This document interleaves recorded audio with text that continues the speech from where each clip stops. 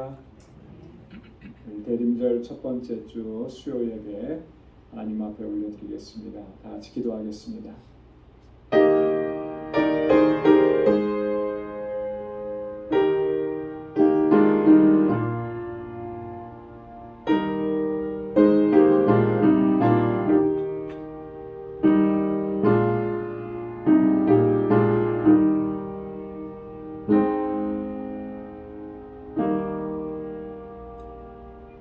하나님은 나의 산성이시니 저의 힘을 인하여 내가 주를 바라리이다. 나의 하나님이 그 인자하심으로 나를 영접하시며 내 원수의 보응받는 것을 나로 목독해 하시리이다. 나는 주의 힘을 노래하며 아침에 주의 인자하심을 높이 부르오리니 주는 나의 산성이시며 나의 환난날의 피난처심이니이다. 나의 힘이시여 내가 주께 찬송하오리니 하나님은 나의 산성이시며 나를 긍휼히 여기시는 하나님이심이니이다. 아멘. 자비하시고 거룩하신 만군의 주 여호와 하나님 아버지, 지난 3일 동안도 저희들을 은혜 가운데 지켜주시고 이 세상의 삶에서 지치고 상한 영혼들을 주님 위로하시고 또 우리를 다시 일으켜 세워주셔서 하나님을 경배하고 찬양하고 예배케 하시니 감사합니다. 우리의 믿음을 더욱 견고하게 하시며 날마다 주님 앞에 더 가까이 나아가게 하시고 우리의 마음을 다하고 힘을 다하여 주의 성호를 찬양하며 하나님의 영광을 위해 살아갈 수 있도록 인도해 주시니 감사합니다. 오늘도 이 저녁 다시 불러주셨사오니 하나님 우리의 예배를 기뻐 흠양해 주시고 예비하신 주님의 은혜와 평강으로 가득히 채워 주옵소서. 예수님의 이름으로 기원하옵나이다. 아멘.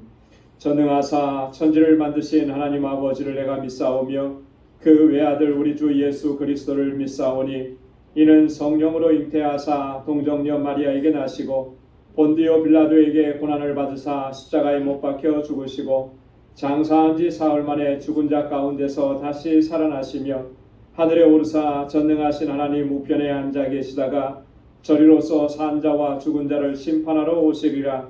성령을 믿사오며 거룩한 공예와 성도와 서로 교통하는 것과 죄를 사하여 주시는 것과 몸이 다시 사는 것과 영원히 사는 것을 믿사옵나이다. 아멘. 찬양으로 하나님께 영광 돌리겠습니다. 내가 만민 중에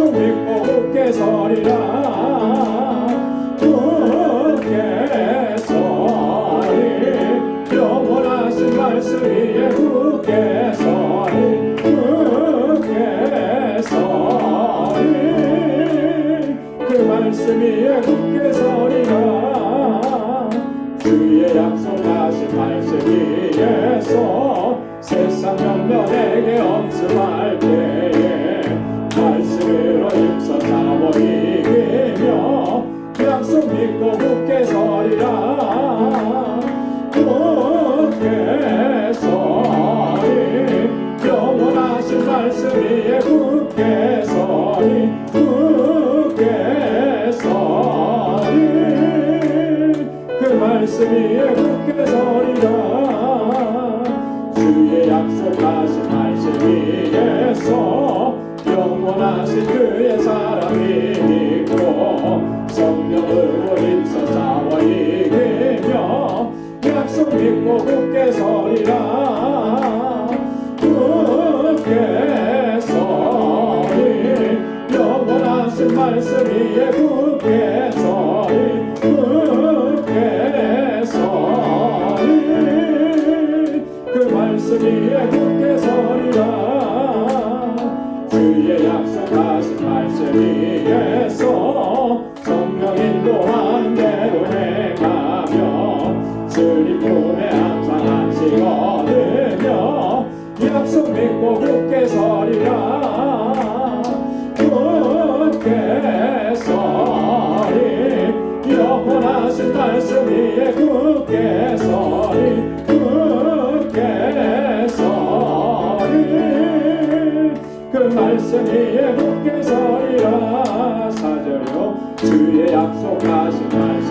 위에서 성령 인도하는 대로 행하며 주님 품에 항상 안식 얻으며 약속 믿고 굳게 서리라 굳게 서리 영원하신 말씀 위에 굳게 서리 굳게 서리 그 말씀 위에 굳게 서리라 아멘. 내 영혼이 은총이고 중환자진 덮어보니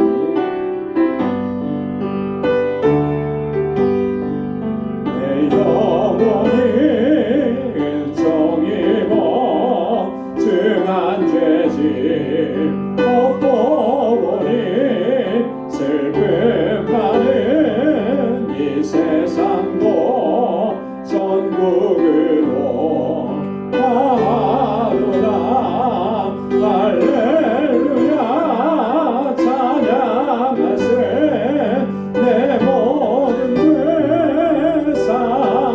사함받고 주 예수와 동행하니 그 어디나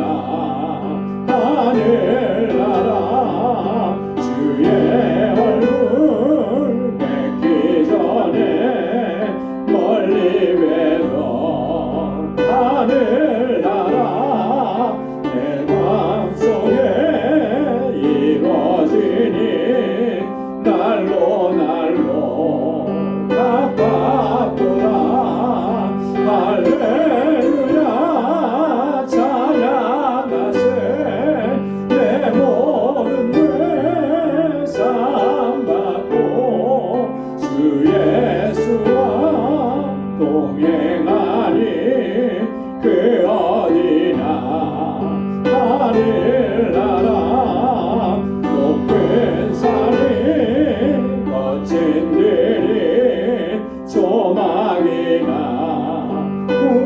궁궐이나 내 주 예수 모신 곳이 그 어디나 하늘나라 할렐루야 찬양하세 내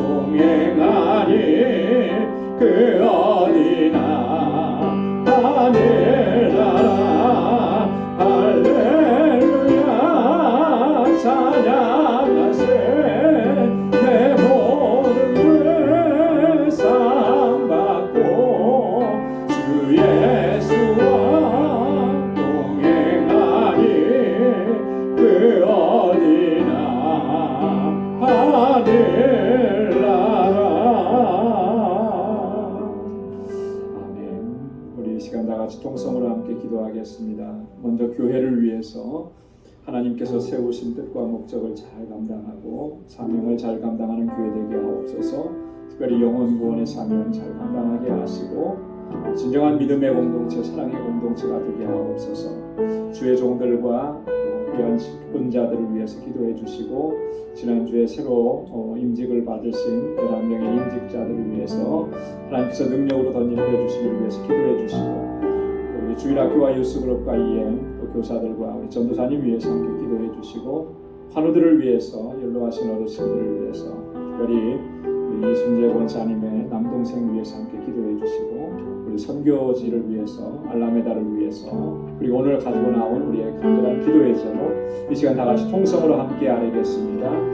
거룩하신 아버지 하나님, 자비하신 하나님 참 감사합니다. 저희들을 사랑하시고 날마다 긍휼을 베풀어 주시고 하나님의 은혜 안에 살아가게 하시고 주님의 능력의 장중에 저희들을 붙들어 주셔서 유혹과 시험과 환난이 많은 이 세대를 넉넉히 이겨내게 하시고 이 악한 세대를 아버지 하나님 믿음으로 승리할 수 있도록 인도해 주신 하나님 감사합니다. 오늘도 주님의 부르심 앞에 나왔습니다. 우리의 마음을 다하고 힘을 다하여 하나님을 경배하고 찬양하는 저희들 되게 하시고 예배하는 저희들 되게 하여 주옵소서. 우리의 허물과 죄악을 깨끗하게 씻어주시사 날마다 거룩하고 정결한 하나님의 백성으로 살아가게 하시고 하나님 찾으시는 참된 예배자로 살게 하여 주옵소서. 우리 믿음의 공동체를 하나님 세워주시고 여기까지 인도하시며 하나님 선하신 역사 이루어주심을 감사합니다. 하나님 귀한 종들에게 능력과 권능으로 함께하여 주셔서 주님의 주신 사명을 잘 감당하게 하시고 아버지 하나님 믿음의 공동체로 사랑의 공동체로 소망의 공동체로 견고하게 서갈 수 있도록 인도하여 주옵소서.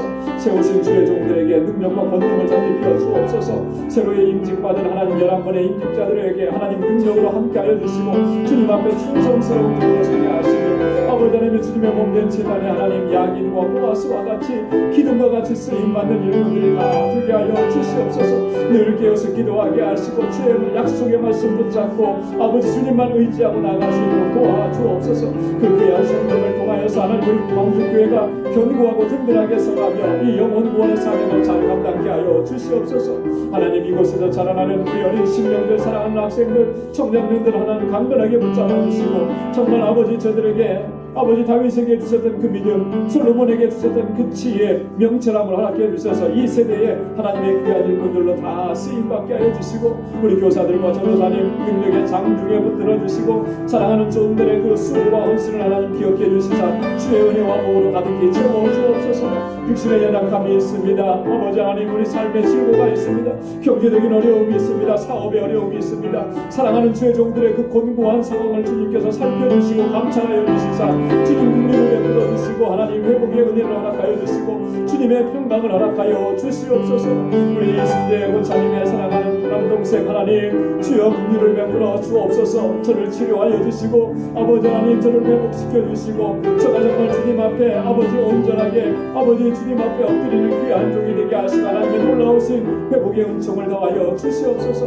우리 선교지마다 하나님 놀라우신 은혜 더하시고 알라메다 방주교회 하나님 견고하게 붙드셔서 영혼 구원의 사명을 잘 감당하는 구원의 방주가 되게 하시고 아버지 하나님 힐과 론의 땅 모든 동역자들 사역자들에게 능력과 권능을 함께하여 주시옵소서. 하나님 아버지 오늘도 주님께 나와서 저희들 간절한 마음의 소원을 아뢰고 기도하오니 주의 종들의 기도에 주님의 선하신 응답을 허락해 주시고 매일매일의 삶이 하나님 늘 주님과 동행하는 삶이 되게 하시고 하나님의 뜻에 합당한 삶을 살아가게 하시고 아버지의 기쁨이 되는 삶을 살아가는 우리 모두가 되게 하여 주시옵소서. 오늘도 주의 말씀 앞에 서사오니 우리 마음밭을 기경하여 주시고 하나님의 귀하신 말씀으로 우리를 새롭게 하여 주옵소서. 모든 감사와 영광 주님께 올려드리며 예수님의 이름으로 간절히 기도드리옵나이다.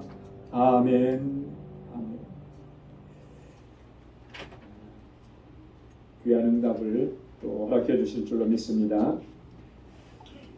오늘 함께 묵상할 하나님의 말씀입니다. 오늘부터는 갈라디아서의 말씀을 같이 묵상하도록 하겠습니다. 고린도후서에 이어서 갈라디아서 오늘 1절부터 5절까지 말씀입니다.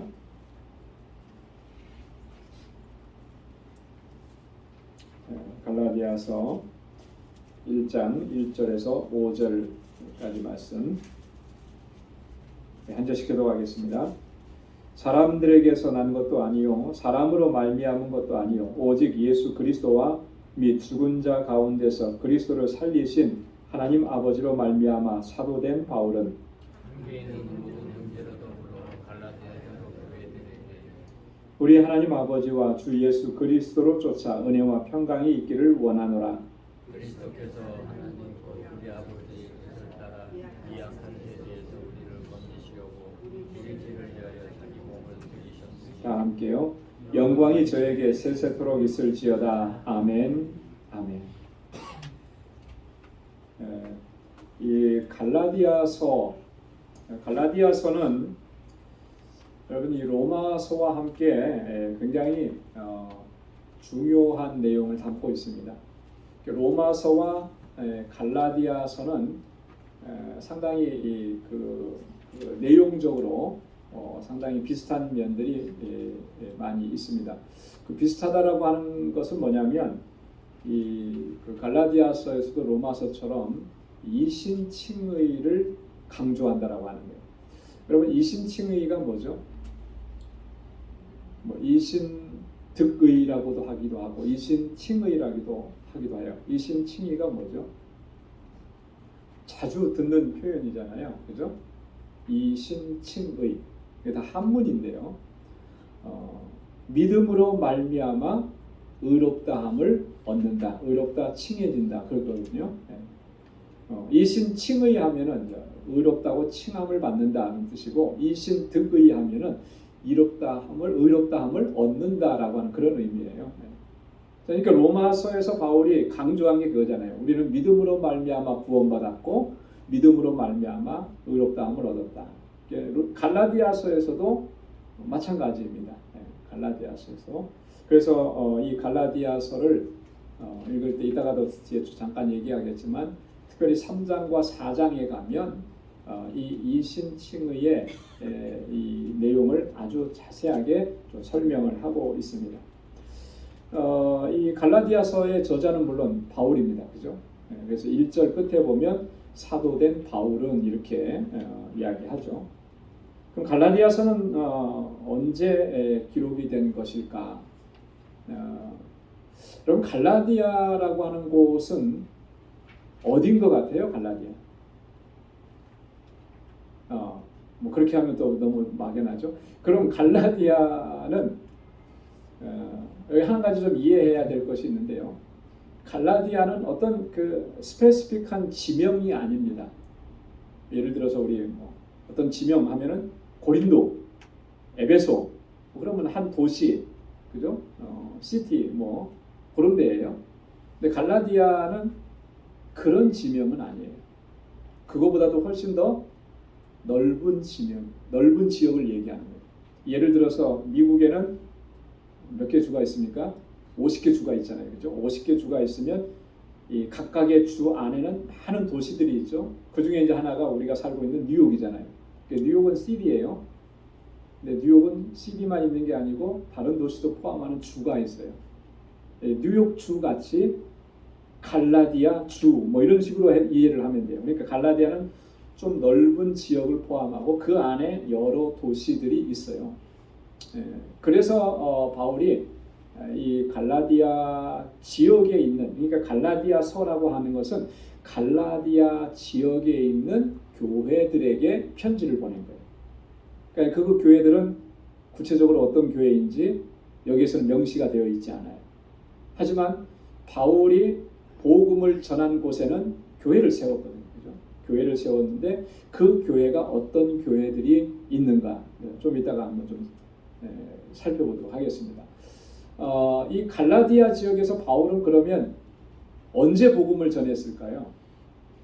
이런 거는 좀 우리가 이해를 하고 있어야 돼요.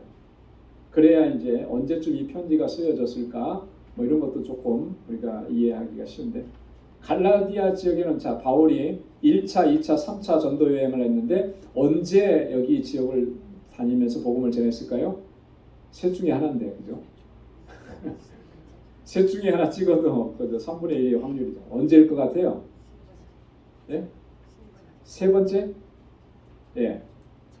첫 번째? 예. 또 두 번째? 다 찍었네요. 여러분들 중에 정답이 있습니다. 첫 번째예요. 첫 번째. 예. 바울이 1차 전도 여행을 누구랑 같이 가죠? 바나바하고 같이 가잖아요. 1차 전도 여행을 떠나면서 이 갈라디아 지역에서 복음을 준 거예요. 그거는 왜 우리가 그게 이해하기 쉽냐면 우리가 지금 갈라디아 지역이 어딘지 몰라서 이런 거 조금 이제 어려움이 있는 거거든요. 자, 갈라디아 지역은 소아시아 지역에 있는 주예요. 소아시아 지역. 더 넓게 보면 소아시아, 조금 작게 보면 갈라디아. 갈라디아는 남갈라디아와 북갈라디아로 이렇게 좀 나눠집니다. 그러니까 소아시아 지역이면은 예루살렘하고 가깝습니까? 뭡니까? 가깝죠. 제일 가까워요. 네, 제일 가까워. 소아시아 지역에서 바울이 환상을 보고 유럽으로 넘어가잖아요. 그죠? 유럽의 첫 관문인 마게도니아 지역의 첫 성 빌립보로 넘어가는 거예요. 네.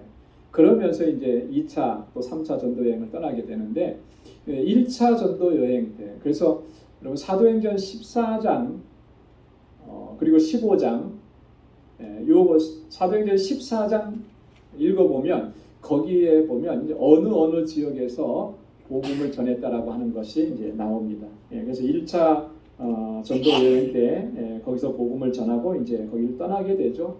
물론 2차 선교 여행 때도 이 지역을 돌아봅니다. 왜냐하면 바울이 2차 전도 여행의 목적이 뭐였냐면 먼저 복음을 전한 지역이 교회들이 어떻게 서하고 있는가 그걸 이렇게 다시 한번 점검하는 게 목적이었기 때문에 두 번째도 그렇게 가요.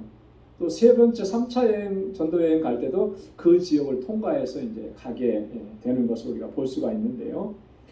그러면 이제 언제쯤 기록을 했을까? 물론 이제 이 교회를 이쪽 지역에 전도를 하고 나서 떠난 다음에 기록을 했겠죠. 3차 전도 여행을 하는 중에 대략 연대로 보면 AD 56년경에 마게도니아에서 이 갈라디아에 있는 교회들에게 지금 이 편지를 써서 보낸 것으로 학자들은 그렇게 추정을 합니다. 갈라디아에 있는 여러 교회들이라 그랬는데요.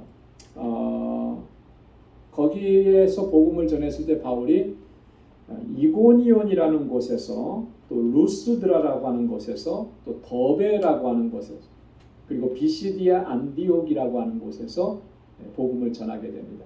우리 한번 이거 화면 하나 넘겨보시면 사진이 그림이 하나 나오죠. 글씨 보이세요? 너무 멀어서 안 보이죠.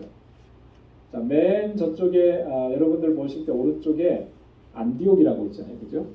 저 안디옥은 수리아 안디옥. 그러니까 바울과 바나바를 선교사로 파송한 모 교회가 있는 곳이 안디옥이에요.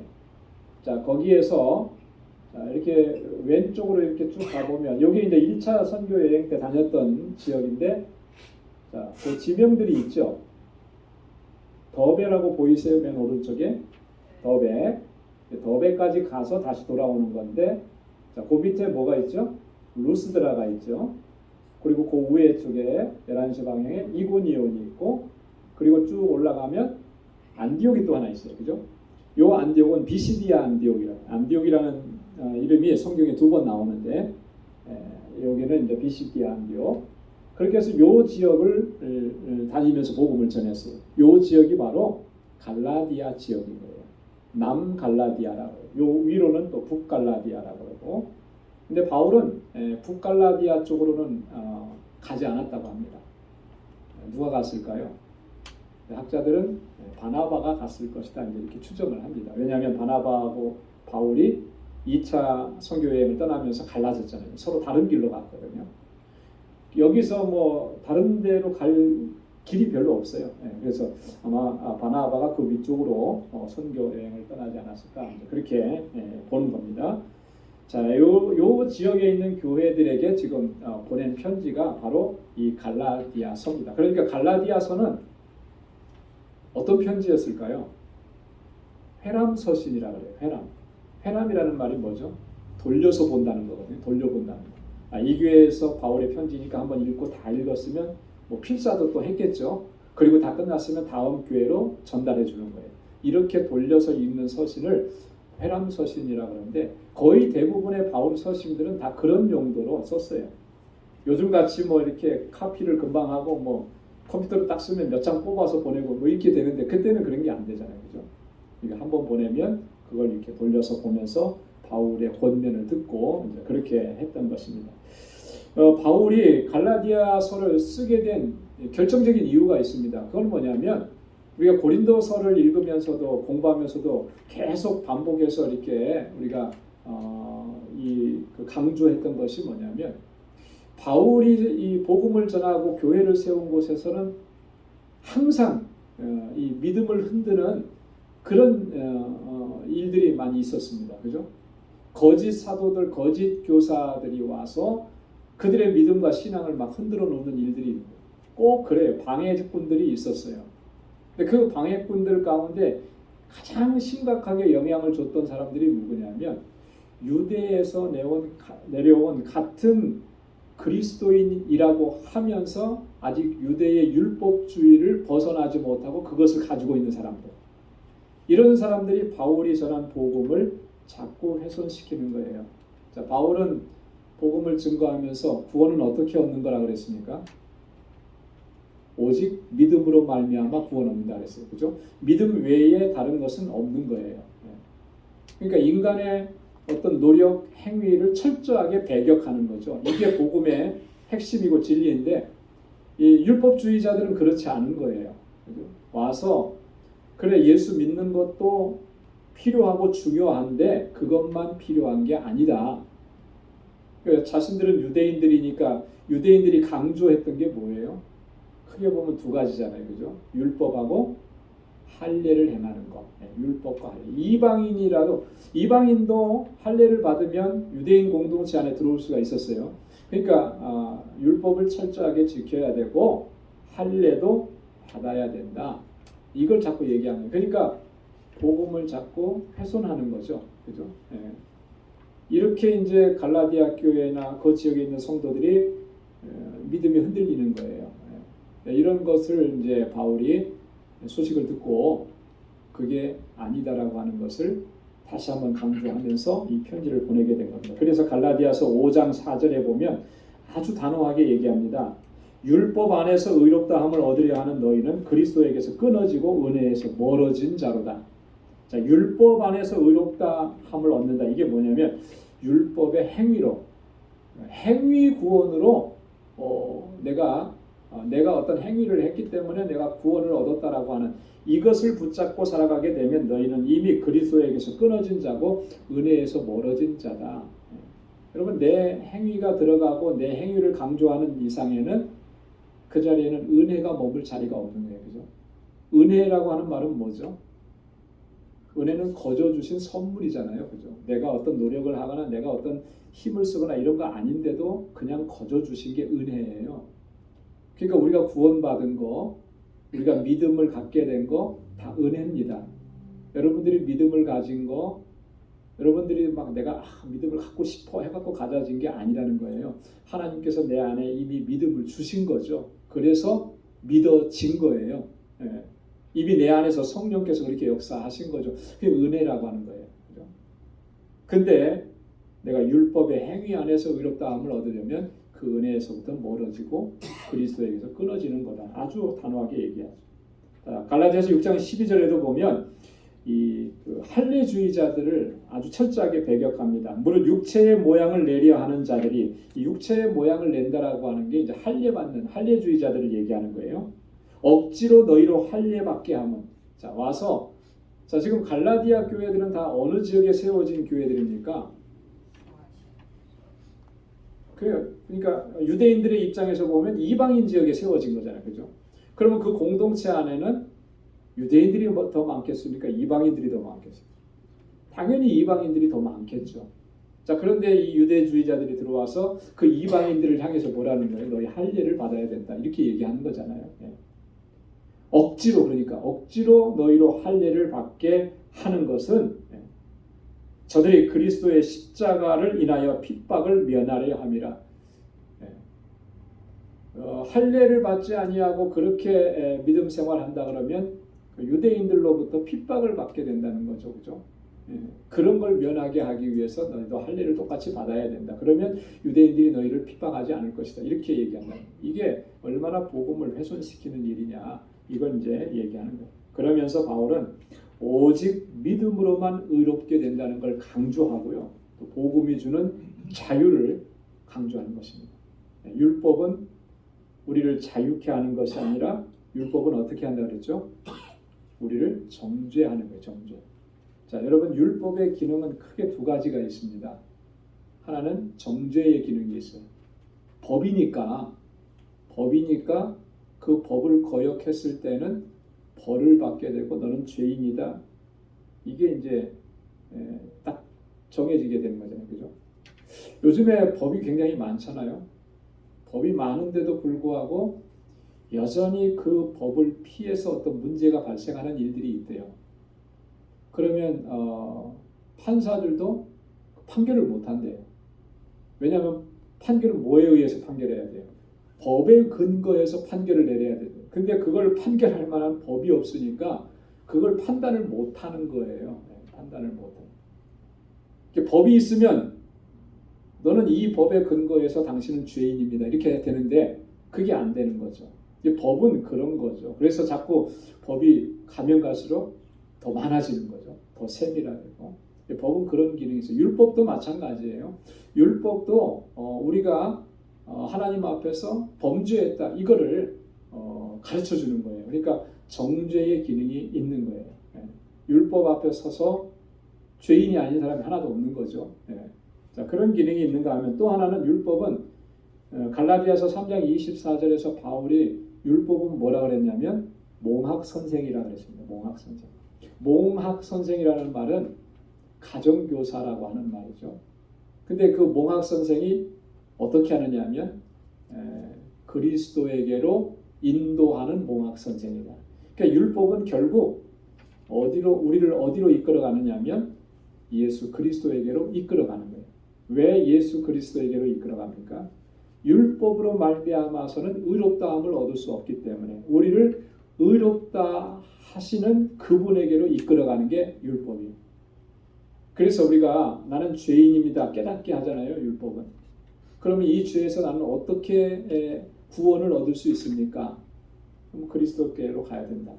이렇게 인도해 가는 게 율법의 역할이고 기능이다. 그래서 바울은 율법은 뭐라고요? 몽학 선생이다. 이렇게 이야기하는 것입니다. 바로 이 부분을 강조하는 거예요. 이 갈라디아서 전체는 구조가 그렇게 되어 있습니다. 1장 1절부터 10절까지는 이제 서론에 해당하는 도입부고요. 11절부터 6장 10절까지는 본론에 해당합니다. 그래서 1장과 2장에서는 바울이 이 사도권과 복음에 대해서 변증을 하고 또 3장과 4장에서는 이신득의, 이신칙의에 대해서 해설을 하는 그런 내용이고요. 또 5장 1절에서 6장 10절까지는 그 이신칭의를 우리에게 적용하는 것입니다. 그래서 믿음으로 말미암아 의롭다함을 얻은 사람들은 어떻게 살아가야 되는 것인가 그 삶에 대해서 이제 얘기를 해주는 거예요. 그리고 마지막 6장 11절부터 18절까지가 이제 결론에 해당하는 부분. 이런 구조로 되어 있음을 여러분들이 좀 생각하면서 또 본문을 읽어가면 좋겠습니다. 자, 오늘은 1절부터 5절까지라 그랬는데요. 두 부분으로 나눠져 있습니다. 1절부터 3절은 은혜와 평강이 있기를 원하노라 그랬죠. 문안 인사하는 거예요. 바울의 모든 편지가 공통적으로 가지고 있는 이 문안 인사가 있는데 특별함이 있습니다. 그 특별함은 뭐냐면 은혜와 평강을 기원한다라고 하는 거죠. 자, 그리고 두 번째는 4절과 5절인데 영광이 저에게 세세토록 있을지어다. 영광이 그리스도께 세세토록 있을지어다. 하나님께 예수 그리스도 우리 주님께 영광을 돌리는 내용이 이제 나와 있습니다. 자, 그러면 우리 한 절씩 같이 한번 보도록 하겠습니다. 자, 1절에 보면 사람들에게서 난 것도 아니요 사람으로 말미암은 것도 아니요 오직 예수 그리스도와 및 죽은 자 가운데서 그리스도를 살리신 하나님 아버지로 말미암아 사도된 바울은 바울이 자신이 사도됨에 대해서 먼저 얘기를 해요. 그죠? 좀 요게 다른 서신들하고는 좀 갈라디아서가 가지고 있는 특이한 점입니다. 다른 편지들에서 보면 통상적으로 이 첫 부분 문안 인사는 굉장히 부드럽게 인사합니다. 하나님의 은혜와 평강이 여러분들의 있기를 원합니다. 이렇게 얘기를 하는데, 자, 갈라디아서에서는 굉장히, 자, 1절을 읽어보니까 어떻습니까? 굉장히 문체가 강하죠. 그리고 뭔가를 굉장히 강조하고 있습니다. 그죠? 뭘 강조하고 있는 것 같아요? 뭐 강조하고 있는 것 같습니까? 이렇게 보면 내가 사도가 되었는데 어떻게 사도가 되었는지, 그죠? 그 부분을 강조하는 거예요. 이게 바울의 사도성을 강조하는 거예요. 자, 이걸 강조하고 있다라고 하는 것은 뭘 의미하는 거겠습니까? 지금 갈라디아에 있는 교회들, 그 성도들이, 그 교회 공동체가 이 바울의 사도성에 대해서, 그 바울이 사도직을 가지고 있는데 그게 정당한 것이냐, 옳은 것이냐, 진짜 사도가 맞느냐라는 것으로 공격을 받고 있다라고 하는 것을 전제하는 거예요. 자, 그런 내용이 없었다면 바울이 내가 사도가 된 것은 뭐 이렇게 하고 자세하게 이렇게 얘기할 필요가 전혀 없는 거죠. 근데 이 부분은 굉장히 중요한 거예요. 그죠? 이 부분에서 흔들리고 이 부분에서 뭔가 이렇게 정말 분명하게 증명이 되지 않으면 그 교회의 공동체 자체가 위험해질 수 있는 겁니다. 여러분, 제가 우리 방주교회에 부임해 올 때, 저희 방주교회 부임할 때는 서류를 많이 요구하지 않았어요.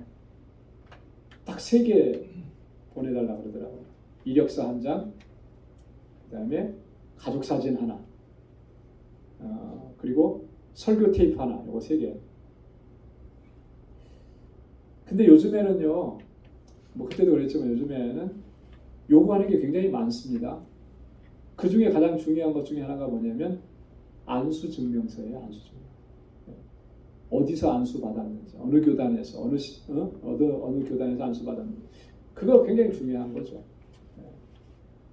그래서 뭐 이 뉴욕 교계 안에서도 그런 문제들 때문에 아주 문제가 심각했던 적들도 좀 있었어요. 이게 분위기인데 어디서 안수 받았는지 안수 증명을 못 해내는 그런 해프닝. 안수를 어디서 받았으면은 안수 받았다라고 하는 증명서 받는 건 어렵지 않잖아요, 그죠? 그런데 뭐 이상한 데서 이제 안수 받아가지고 이렇게 하고 뭐 그게 없어졌다 그러고 막 이러니까 안수 증명을 못 해내는 이런. 그래서 그러면 그 교회가 뭐 그가 속해 있는 그런 단체나 이런 데가 굉장히 어려워지고 힘들어지는 거죠. 한국에서는 그런 일들이 거의 별로 못 봤어요. 금방금방 확인이 돼서 그런 거. 근데 미주 지역에 오니까 그런 게 문제가 굉장히 심각하게 드러나더라고요. 확인이 잘 안 되니까 그런 것 같아요. 이게 굉장히 좀 위험한 것들이죠. 바울 시대는 벌써 2000년 전이니까 이게 얼마나 또 심각했겠습니까, 그죠? 그때는 또 지금처럼 안수 증명서 뭐 이런 걸 써가지고 다니는 것도 아니었거든요. 자, 그러니까 한번 이런 식의 공격을 받게 되면 참 어려워지는 거예요. 그 사람의 존재 자체가 부정이 돼버리면 그 사람이 한 말이나 전한 것, 바울은 지금 예수 그리스도의 복음을 전했는데 그가 전한 복음 자체도 부정당하게 되는 거죠. 단순히 내가 사도냐 사도가 아니냐 이런 문제가 아니라 지금 바울이 사도로서 복음을 증거하고 예수 그리스도를 증거했는데 정말 진짜 복음을 전했잖아요. 그런데 바울이 전한 그 복음 자체가 부정당하게 되는 이런 일들이 벌어지게 되는 거죠. 그러니까 이건 굉장히 심각한 거예요. 바울이 뭐 나는 진짜 사도다 뭐 이렇게 해서 자신을 증명하려고 한 게 아니라 지금 복음을 제대로 세우기 위해서 바울이 이렇게까지 이야기를 하는 것입니다. 그래서 바울의 사도직의 신적 기원을 지금 밝히고 있는 거예요. 사람들에게서 난 것도 아니고 사람으로 말미암은 것도 아니다. 이게 무슨 말일까요? 사람들에게서 난 거 아니다. 이 말의 의미는 이런 의미를 담고 있습니다. 바울의 사도됨이 예수님의 제자들에게서 근원하지 않는다라고 하는 이런 의미를 담고 있습니다. 자, 그러니까 자 여러분 보십시오. 사도하면은 누가 사도예요? 예수님의 12 제자들이 사도죠, 그죠? 자, 근데 그 사도들에 의해서 양육을 받은 제자들도 사도가 됩니다. 그래서 이 사도들을 속사도라 그렇게 얘기해요. 속사도. 그래서 사도들이 다 떠나고 죽고 나서 이 사도들의 제자들이 또 교회를 이끌어갈 때를 속사도 시대라 그렇게 얘기를 하거든요. 근데 엄밀하게 말하면은 12 사도만이 사도인 거죠. 네.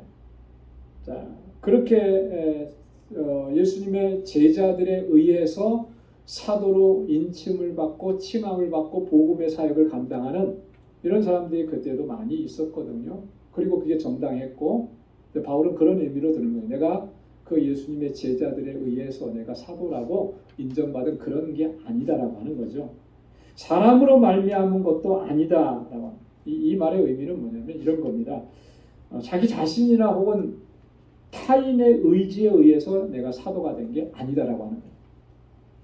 여러분 이런 경우들이 종종 있어요. 요즘도 보면 뭐냐면 신학교에 입학을 할 때 여러분 신학교에 입학할 때 사실 제일 중요한 게 뭐냐면 하나님의 콜링이거든요. 하나님의 부르심이에요. 그게 있어서 신학교를 가고 거기서 훈련받고 주의 종이 돼서 복음을 전하는 사역을 감당하는데 그 하나님의 콜링은 없이 그냥 신학교 가는 사람들도 있어요. 누구에 의해서? 부모님에 의해서, 그죠? 주변 지인들에 의해서 너는 신학교 가야 돼 하고 저희 조카들도 이제 할아버지가 밀어서 또 어머니가 조카의 어머니 저 동생이죠 해서 뭐 신학교 가고 뭐 이랬는데 권유로 인해서 이제 신학교 가는 경우도 꽤 있죠. 그때는 뭐 하나님의 콜링이 없었을지라도 또 신학을 공부하면서 콜링이 생길 수도 있는 거니까. 바울은 그런 거예요. 내가 누구의 권유로 뭐 이렇게 했고 뭐 내가 자의적으로 뭐 이렇게 의지해서 내 의지로 이렇게 사도가 되겠다고 해서 된 거 그런 거 아니라는 거죠. 자, 그럼 이건 뭘 얘기하느냐면 신적인 부르심을 강조하는 거예요. 하나님이 나를 불러주셨다. 사람으로 말미암은 것이 아니라 누구로 말미암은 거예요. 그 뒤에 이제 설명을 하죠. 하나님으로 말미암아 예수 그리스도로 말미암아 내가 사도가 됐다. 그래서 오직 예수 그리스도와 및 죽은 자 가운데서 그리스도를 살리신 하나님 아버지로 말미암아 사도가 되었다. 바울은 그렇게 얘기합니다. 이 정도로까지 바울이 지금 자신의 사도됨, 자신의 사도직의 신적 기원을 강조하는 것은 아까도 말씀드렸던 것처럼 이 갈라디아 교회가 그런 어려움을 갖고 있었기 때문이다라고 하는 것입니다. 자, 근데 여기서 바울이 보면 죽은 자 가운데서 그리스도를 살리신 하나님 아버지로 이게 자, 죽은 자 가운데서 그리스도를 살리신 이게 뭘 의미하는 겁니까? 예수님의 부활을 얘기하는 거예요. 그죠? 이 부분을 강조하잖아요. 그냥 하나님 아버지로 말미암아 사도된 바울은 이렇게 얘기해도 되는데 굳이 이 앞에 죽은 자 가운데서 그리스도를 살리신 하나님 아버지라 얘기합니다. 예수님의 부활을 강조하는 거죠. 왜 예수님의 부활을 강조하느냐면 이런 거예요. 사도 바울은 자신을 부르신 분이 어떤 상황 속에서 자신을 부르셨습니까? 어떤 분이 자기를 부르신 거예요? 부활하신 예수 그리스도께서 자기를 부르셨잖아요. 그죠? 자, 그 예수님이 부르신 그 장면을 기록하고 있는 내용이 어디에 나오냐면 사도행전 9장에 나옵니다. 다메섹으로 가던 도중에 부활하신 주님께서 그에게 빛으로 나타나셔서 그를 부르셨잖아요. 자, 그러니까 바울은 지금 그때의 상황을 염두에 두고 있는 거예요. 주님께서 부활하신 주님께서 나를 어떻게 부르셨는지 그걸 염두에 두면서 그 주님의 부활은 바로 하나님 아버지께서 능력으로 역사하신 사건이었는데 바로 그런 예수 그리스도와 하나님 아버지께서 나를 부르셨다. 사도로 그것을 강조하는 것입니다. 자, 그러면서 우리 2절과 3절에 은혜와 평강을 기원합니다. 함께 있는 모든 형제들로 더불어 갈라디아 여러 교회들에게 우리 하나님 아버지와 주 예수 그리스도로 쫓아 은혜와 평강이 있기를 원하노라. 자, 은혜와 평강. 은혜와 평강. 은혜는 헬라어로 뭐라 그랬죠? 카리스. 평강은 헬라어로 에이레네. 자, 한번 따라서 해보십시오. 카리스, 카리스, 에이레네, 에이레네. 요 두 단어는 여러분 이 헬라어로 이렇게 알고 있는 것도 좀 좋습니다. 카리스, 에이레네. 헬라어로 얘기하면 카리스, 카이, 에이레네 그러거든요. 카이라는 말이 엔드라고 하는 뜻인데, 자, 그렇게 은혜와 평강, 바울의 편지 안에는요 이 내용이 항상 들어갑니다. 은혜와 평강, 하나님께서 주시는 하나님 아버지와 주 예수 그리스도로 쫓아 은혜와 평강이 있기를 원하노라.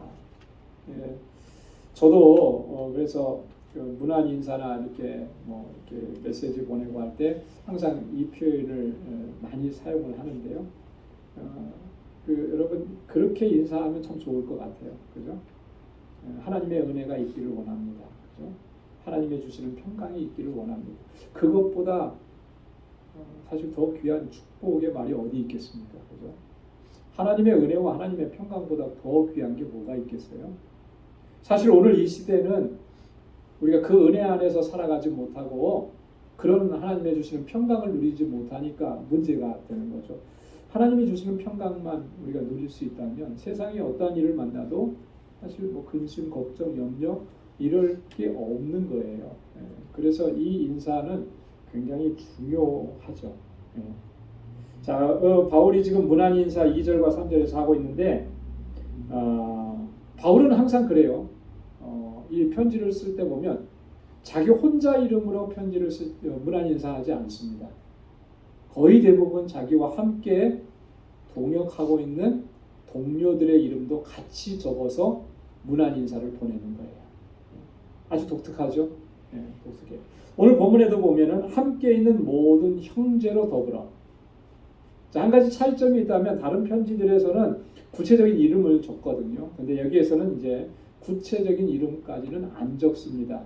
물론 지금 보내는 사람의 이름을 몰라서 그럴 수도 있고 또 그렇게까지 할 필요가 없다고 생각을 했기 때문에 그럴 수도 있어요. 하지만 분명한 건 뭐냐면 이게 지금 나 혼자만 보내는 것이 아니고 지금 나와 함께 사역을 하고 지금 함께 동역을 하고 있는 우리 믿음의 동지들도 같은 마음과 같은 뜻으로 같은 생각을 가지고 여러분들에게 이렇게 권고하고 권면하는 것입니다. 그리고 여러분들에게 은혜가 있기를 구하는 것입니다. 이거 얘기합니다. 자, 여러분 이게 다가오는 의미가 다르죠. 어떤 한 사람이 얘기를 했다는 거 하고, 그죠? 여러 사람이 그 얘기를 했다라고 하는 것은 굉장히 받는 사람의 입장에서는 의미가 달라요, 그죠? 이 우리를 위해서 이렇게 교회 전체가 이 공동체가 이렇게 기도해주고 있구나. 의미가 달라지는 거거든요. 그 무게감이 달라지는 거예요. 아마 바울은 그런 면을 많이 생각을 했던 것 같아요. 그래서 이 편지를 받는 그 사람들이 더 힘을 얻고 또 이 권고의 말을 더 무게감 있게 받아들이게 하기 위해서 이제 바울이 그렇게 한 거죠. 자, 갈라디아의 여러 교회들에게, 그렇죠? 아까 그 교회들이 어떤 교회들이라는 것을 우리 그 지도를 통해서 봤습니다. 이런 교회들을 얘기하는 거예요. 자, 그러니까 갈라디아 교회 했을 때 여러분 갈라디아 교회가 어떤 우리 방주교회처럼 한 교회 이렇게 생각하시면은 안 되는 거예요. 자, 우리 하나님 아버지와 주 예수 그리스도로 쫓아. 자, 여러분 은혜와 평강은 어디로부터 오는 거예요?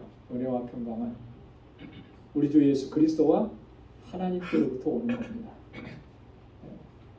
평강은 세상 사람들은 세상에 주는 평화는 어떤 힘의 논리에 의해서 평화를 강조하는 거예요. 그래서 예전에 팍스 로마나라고 그러죠. 팍스 로마나, 로마의 평화 시대. 자, 팍스 로마나는 이 로마가 평화로웠던 것은 뭐에 의해서 평화로운 것이었습니까? 군사적인 힘에 의해서죠, 그죠? 황제의 권위, 그리고 군사적인 힘, 경제적인 힘, 이런 것들로 이제 평화의 시대를 열어갔다, 이제 이렇게 이야기하는 건데요. 세상의 평화는 그래요. 그래서 힘이 있으면, 권력이 있으면 평화를 유지할 수 있다, 이렇게 힘의 논리를 많이 얘기하죠. 그래서 우리가 대한민국도 어떻습니까? 남북이 이렇게 대치되어 있는데, 우리나라가 이런 대치 속에서 안전할 수 있으려면 북한에 비해서 월등한 군사력을 가지고 있어야 된다. 경제력은 월등하니까요. 군사력도 월등해야 된다. 힘을 가져야 된다라고 하는 거거든요. 이건 세상의 원리고 세상에서 그렇게 주장들을 하는 겁니다. 그러나 참된 평화는 그런 것에 있지 않다라고 하는 거죠. 그래서 어떤 분들도 보면 그래요. 세상에 남부러울 것 다 누리고 가지고 있음에도 불구하고 실제로는 이 안에 평화가 없는 거예요. 불안한 거예요. 어떤 분이 그런 얘기하더라고요. 외로움에는 두 종류의 외로움이 있대요. 한 종류는 진짜로 홀로 있어서 외로운 거. 또 하나는 같이 있는데도 외로운 거. 같이 있는데 외로운 적이 있으세요? 고개를 끄덕끄덕 하시고. 같이 있는데도 외로워요. 그죠? 분명히 사람이 같이 있는데, 홀로 있을 때 외로운 거는 그러려니 하잖아요. 근데 같이 있는데도 외롭단 말이죠. 김창옥 교수가 그 얘기하죠. 진짜 위험한 거는 같이 있는데 외로움을 느끼는 거다. 그런 거예요. 다 가졌는데 불안해요. 다 가졌는데 마음이 평안하지가 않는 거예요. 그건 진짜 평화가 아닌 거죠. 그게 진짜로 평화를 주지 못하기 때문에 그런 거예요. 참된 평화는 어디로부터 오는 거예요? 하나님이 주십니다. 하나님이 주십니다. 이 평화는 예수 그리스도의 구속의 은혜로 말미암아 구속함을 입은 사람들만이 누릴 수 있는 평화라고 하는 겁니다. 하나님께서 우리에게 주시는 평화는 바로 그런 평화인 거예요. 세상이 줄 수 없는 평화라고 그렇게 얘기하잖아요. 이건 단순히 분쟁이나 다툼이나 이런 게 없는 외적인 평화가 아니라 내적으로, 영적으로 평안한 거죠. 왜 영적으로 평안합니까? 사람이 왜 두려워하느냐면 죄 때문에 두려워하는 거거든요. 인간은 본래적으로 죄인이잖아요. 그죠? 내 안에 죄성이 있고, 이 우리 안에 파고 들어온 이 죄성은 사람을 불안하게 만드는 거예요.